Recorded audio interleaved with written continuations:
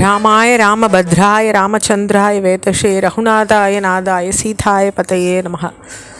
நம்ம இந்த நன்னாளில் சுந்தரகாண்டத்தை ஸ்லோகமும் அதனுடைய பாஷ்யமுமா பார்க்க போகிறோம். சுந்தரகாண்டத்தை முழுமையாக.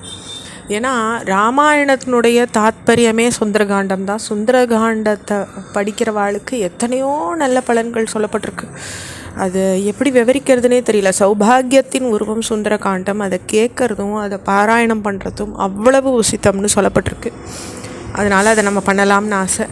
ஆரம்பிக்கிறேன். ஸ்ரீ குருபியோ நமஹ. ஸ்ரீமத் ராமாயண பட்டனோபக்ரமே அனுசந்தேயா ஸ்லோகா சுக்லாம் பரதரம் விஷ்ணும் சசிவர்ணம் சதுர்புஜம் பிரசன்னவதனம் தியாயேத் சர்வ விக்னோபசாந்தயே.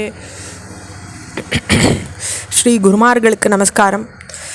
ஸ்ரீமத் ராமாயண பாராயணத்தை ஆரம்பிக்கும் பொழுது தியானத்துக்குரிய ஸ்லோகங்களாக சிலது சொல்லப்பட்டிருக்கு. அதை நம்ம சொல்லலாம். அதில் முதல் ஸ்லோகம் சுக்லாம்பரதரம். அடுத்தது வாக்கி சாத்தியா சுமனச சர்வாத்தானாம் உபக்ரமே யம் நத்வா கிருத்கிருத்யா ஸ்யுஸ்தம் நமாமி கஜானனம். அப்போ இந்த ஸ்லோகத்தில் பிரம்மா முதலிய தேவர்கள் எல்லா காரியங்களின் ஆரம்பத்துலேயும் எவனை வணங்கி செய்ய வேண்டியதை செஞ்சு முடித்தாங்களோ அந்த யானை முகத்தான நமஸ்கரிக்கிறேன் நமாமி கஜானனம் அப்படின்னு இந்த ஸ்லோகம் விளையாடப்பெற வேண்டிக்கிறது. அடுத்த ஸ்லோகம் தோர்பேர் யுக்தா சதுர்பிஹி ஸ்படிக மணிமயீம் அக்ஷமாலாம் ததானா ஹஸ்தேனைகேன பத்மம் சிதமபி ச சுகம் புஸ்தகம் சாபரேண பாசா குந்தேந்து சங்கஸ்படிக மணி நிபா பாசமானா சமானா சாமே வாக்தேவதேயம் நிவசது வதனே சர்வதா சுப்ரசன்னா. இப்போ இதில் சரஸ்வதி தேவி ஆராதிக்கப்படுறாங்க.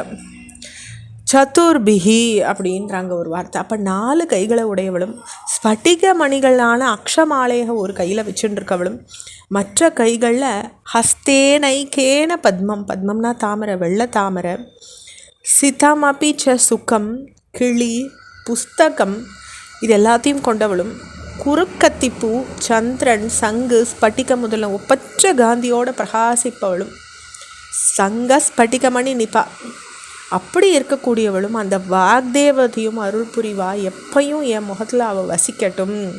நிவாசத்து வதனே அவள் என் நேரமும் இருக்கட்டும்னு இந்த ஸ்லோகத்தில் வேண்டிக்கிறார். அடுத்த ஸ்லோகம் கூஜம் ராம ராமேதி மதுரம் மதுராக்ஷரம் ஆருஹ்ய கவிதா சாகாம் வந்தே வால்மீகி கோகிலம். அப்போ ராமராம அப்படின்ற இனிமையான சொல், மதுரம் மதுராட்சரம், அந்த அக்ஷரமே மதுரமான அக்ஷரம். அதை கூவிண்டு கவிதையார கிளையில் ஏறி அமர்ந்திருக்கிற வால்மீகி அப்படின்ற குயிலை நமஸ்கரிக்கிறேன். வால்மீகி கோகிலம், கோகிலம்னா குயில், அந்த வால்மீகி மகரிஷி அப்படின்ற குயிலை நான் வணங்குறேன்னு இந்த ஸ்லோகம் சொல்கிறது. வால்மீகைர் முனிசிம்ஹஸ்ய கவிதா வனச்சாரிணஹ ஸ்ருண்வன் ராமகதாநாதம் கோண யாதி பராங்கதிம். அப்போ கவிதேன்ற வனம், கவித வனச்சாரிணக. அப்போ கவிதேன்ற வனத்தில் சஞ்சரிக்கிற வால்மீகின்ற முனி சிங்கத்தின் ராம கதையான நாதத்தை கேட்டு யார் யார் சிறந்த கதியை அடைய மாட்டாங்க. பராங்கத்திம் யாதி பராங்கத்திம், யார் தான் அடைய மாட்டாங்க, எல்லாரும் அடைவாங்க அப்படின்னு இந்த ஸ்லோகம் நன்னா வாக்கு கொடுக்கறது. ய பிபன் சததம் ராமச்சரிதாமிருத சாகரம் ஆதருப்தஸ்தம் முனிம் வந்தே பிராச்சேதச மகல்மஷம். அப்போ பிராச்சேதசனுடைய புத்திரரும் மாசற்றவருமான யார் இடைவிடாத ராமச்சரித்திரமான அமுத கடலை பருகி திருப்தி அடையிலையோ அந்த முனிவரின் வணங்குறேன். வால்மீகி முனிவர் தான் அது, அவரை வணங்குறேன் அப்படின்னு இந்த 6வது ஸ்லோகம் சொல்கிறது. அடுத்து 7வது ஸ்லோகம் கோஷ்பதீகிருத வாராசி மசகீகிருத ராட்சசம் ராமாயண மகாமாலா ரத்னம் வந்தே அனிலாத்மஜம்.